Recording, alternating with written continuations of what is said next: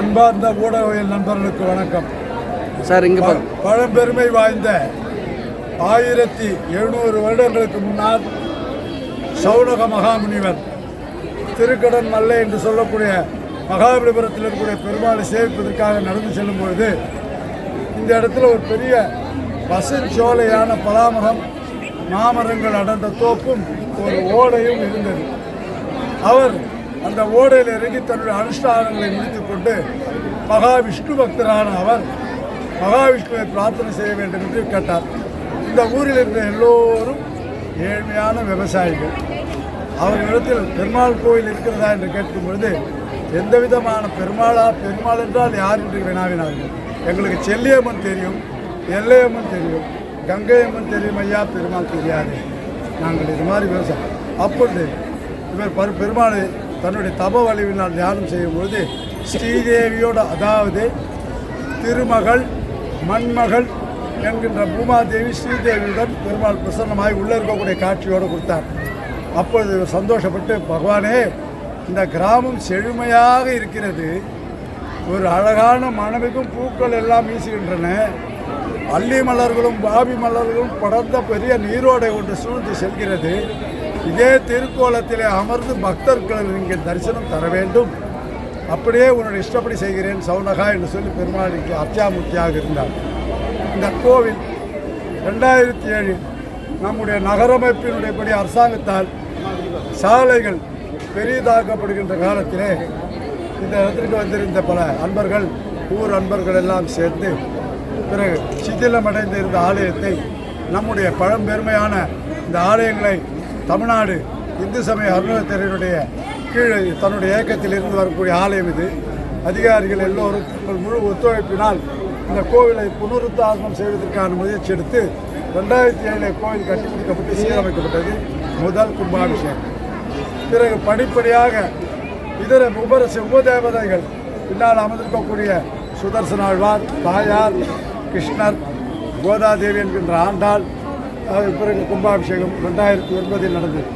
அப்பொழுது நம்முடைய அதிகாரிகள் உடமையில் சொல்ல வேண்டும் என்றால், நம் திருக்கோயில் நிர்வாகத்தில் இருக்கக்கூடிய தமிழக இந்து சமய அறநிலையத்துறை அதிகாரிகளுடைய நிலை பாடுபட்டு ஒரு அதிகாரிகள் இரவு 12 மணி 11 மணி வரையில் காத்திருந்து ஒரு பேச்சுகளுக்கும் சக அதிகாரிகளிடத்தில் சர்டிஃபிகேட் வாங்கி இந்த திரளான மக்கள் இத்தனை நிதர்வ சந்தோஷமாக செல்கிறார்கள் என்றால் நம் உயர் அதிகாரிகள் தான். அன்பார்ந்த ஊடக நண்பர்களே, மிக சிறப்பான முறையில் அதிகாரிகள் கொடுத்த ஒத்துழைப்புக்கு எல்லோருக்கும் நாம் நன்றி செலுத்த வேண்டும். அது மட்டுமின்றி நீங்கள் உயர்ந்த மனத்தோடு பொதுமக்களிடத்தில் கொண்டு சேர்க்க வேண்டும் என்ற செய்தி வந்திருக்கிறது. 2012 ராமனுடைய ஆலயம், பிறகு 2000க்கு பிறகு ரொம்ப நாட்களுக்கு பிறகு 2009 தான் கும்பாபிஷேகம். 13 ஆண்டுகள் முயற்சி எடுத்து முழு ஒத்துழைப்போடு நம்முடைய தமிழக இந்து சமய அறத்தினுடைய அதிகாரிகள் உழைப்பு, பெரிய அதிகாரிகள் எல்லோருடைய உழைப்பு, நல்ல உபயதாரர்களுடைய உழைப்பு, நல்ல ஆன்மீக நண்பர்களுடைய உழைப்பு, கிராம பெரியோர்களுடைய ஆதரவு, பெரியோர்கள், கிராம பொதுமக்கள், அரசியல் சார்ந்தாலும் ஆன்மீகத்தில் ஒன்றாக இணைந்த அன்பு சகோதரர்கள் எல்லோருடைய ஒத்துழைப்பினால் மகா அழகான முறையில் ஆலயத்தில் இருக்கக்கூடிய அர்ச்சகர் என்ற முறையிலும் நான் உங்களுக்கு வெகு சிறப்பான இந்த நிகழ்வு நடத்தி கொடுத்திருக்கிறார்கள். பொதுமக்கள் நீங்களே பார்த்து கொண்டிருக்கிறீர்கள், திரளாக வந்து இந்த திருக்காட்சியை கண்டு ரசித்து எந்த ஒரு குறை இல்லாமல் இந்த பெருமாளத்தில் ஒரு சிறப்பு, இந்த பெருமாளத்தில் எவர் வேண்டிக் கொள்கிறார்களோ அவர்கள் காரியம் நடைபெறுவதால் இந்த பெருமாளுக்கு இத்தனை கூட்டங்கள் கூடுகிறது.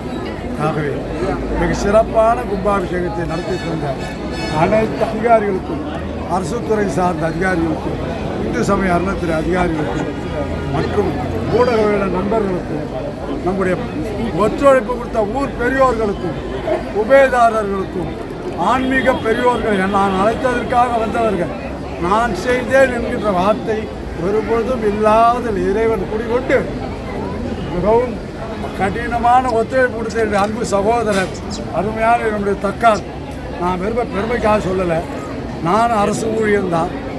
ஆனால் இவ்வளோ சிறப்பாக அவங்க எல்லாருக்கும் நம்முடைய காவல்துறை என்று சொல்லும் பொழுது என்னுடைய அருமை சகோதரர்கள், என்னுடைய அன்பு சகோதரி மகுடேஸ்வரி மேடம் வாங்க, ஒரு நிமிஷம் வாங்க மேடம், ஏசி மேடம் கூட வாங்க, இந்த பக்கம் வாங்க. அன்பு Vaishnavi madam, madam please come. Nothing, you just come please.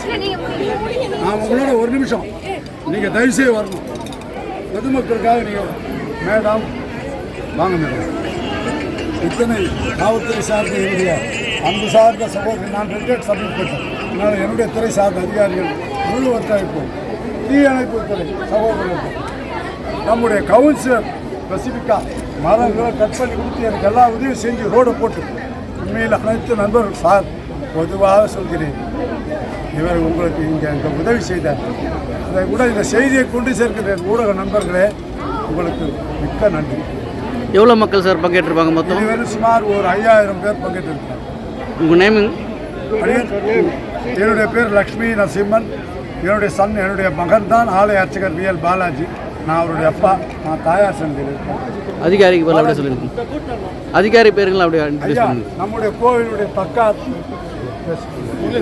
Muralidhar, நம்முடைய கோவில் செயல் அலுவலர் திரு சக்திவேல், நம்முடைய அன்பு சகோதரர் கோவில் நிர்வாகத்தில் இருக்கக்கூடியவர், நம்ம திருக்கோவில் பணியாளர் நம்ம கதிர்வேலன், நம்முடைய சுந்தர், நம்முடைய சகோதரர்கள் எல்லோரும் ஜெய், நம்முடைய ஜெய் சார் கொன்றந்தோம்.